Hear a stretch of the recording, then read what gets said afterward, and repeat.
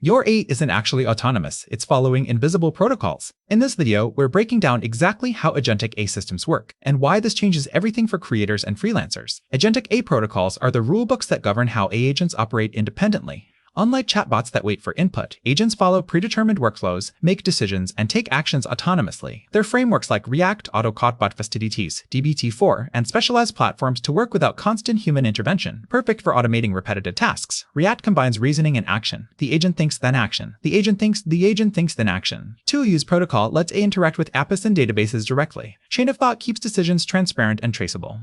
For freelancers, this means automating email responses, content creation, and client reporting. These protocols are the backbone of tools like Zapier A, Make.com automations, and custom workflows that save hours weekly. Start with no-code platforms like Zapier, Make, or Claude's native features to test agentic workflows.